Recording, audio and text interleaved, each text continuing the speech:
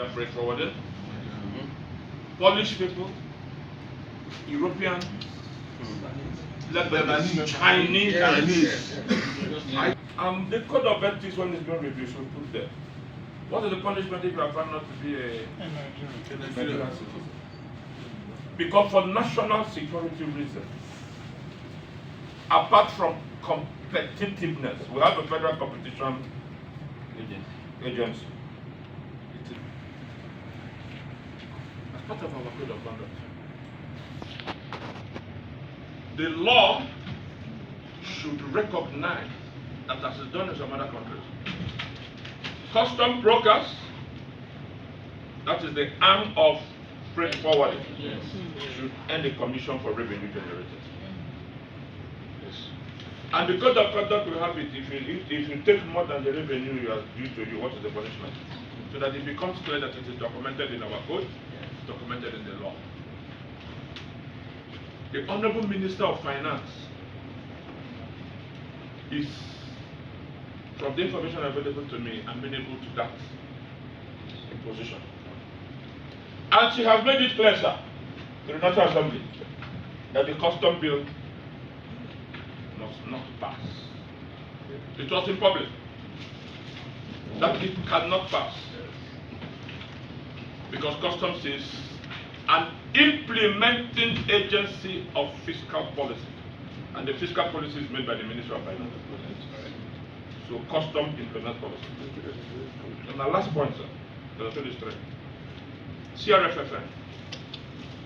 Many of us who are custom license agents and in the larger freight forwarding business, we know CRFFN has a lot of challenges the profession has. They're helping us to handle them. But we need CRFFN to do more, because you are the regulator. Custom is just collecting money from us and using our licensing procedure as part of their revenue target. We shall come back to them. Because at our meeting at, where was that? At the Rockview. Yes, sir. I busted the information trying to increase our fees. I think the revenue agenda, and they came out to deny. They were planning it, you know. So, we have the capacity to even know the matter. What I'm making, sir, if we have a code of conduct, sir, we have a code of conduct. How we should behave. Then if customs is behaving badly to us, if we react badly, part of this code of conduct will affect us. What is CRFFN doing to broker the peace between customs and us? The VIN number is 1, other valuation 2, several other issues. Increasing of fast. We're on strike. That's what I say. For brokering the problem between the agent and the shipping and terminal. Speak up over the volume. We need to see their active role in brokering the problem between we and customers. Thank you. Let me agree with you. Let's say what is it. Okay, he's saying that foreigners are taking over our jobs.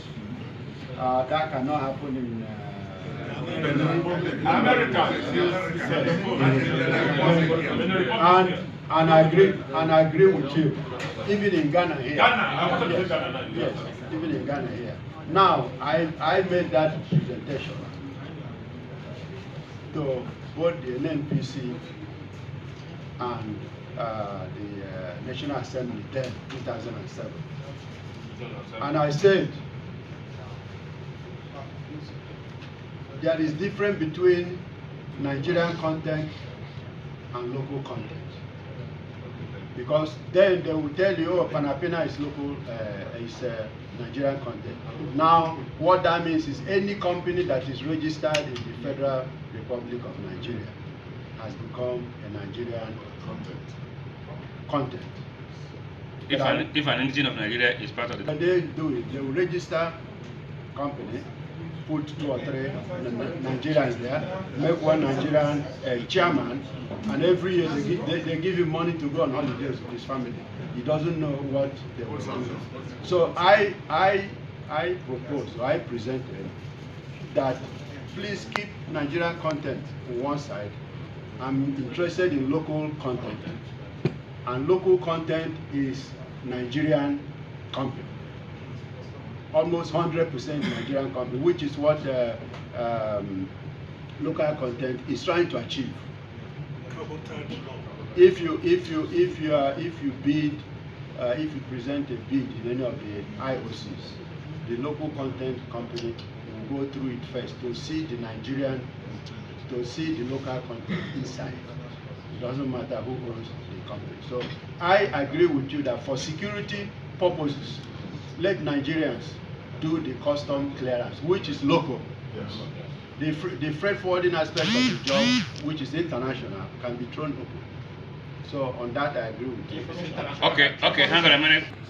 And if you register a foreign company on the terms and conditions, they should operate in the country. So you and I don't have, except we want to repeal the act. That's what I said. I said the law should amend it. Okay, that's a proposal. Yes, it should amend it. It's a proposal. I know that your proposal may not even fly. You know why it won't fly? As a Nigerian, I registered a company in UK. If you are a resident of UK, not even having a stay, or say you have a stay, or have a British passport, you can do many things. We don't. The laws of any country is not copy and paste. You can't copy United Nations and paste here, because there are things we do to promote our. Now, hang on a minute. But I'm giving you the Of this nation until they are repelled. all right. Okay, so when they are not repelled, you should act normally as normal citizens. Everybody should have all the rights and privileges that is due him by reason of his status in the country. Okay, until we propose an amendment and secure the amendment, we can't do otherwise. We're also looking at liberalization. Some countries are also liberalizing, opening up green cards and all of that. Once you get and have a green card status, you're an American citizen. Even this country is strict in making you a Nigerian citizen. Very, very strict. Stricter than Nigeria, stricter than United Kingdom. It's difficult to become Nigerian. Even people who are married to Nigerians, some have been married here and have not become Nigerians, even by virtue of marriage. So there are areas we are very strict. The other last point I want to make on that point number one is that the argument about national security is highly porous. Because those who are kidnapping here are Nigerians. Armed robbers are Nigerians. What's the guarantee that if you restrict this business to them, that they won't do the same thing you are afraid of? On that note, I say, go and sit down and sleep very well. Lecture we received here, the speaker made us to understand that freight forwarding is a global business. And once you're a freight forwarder, you're a global citizen. And when you're a global citizen, you can practice anywhere.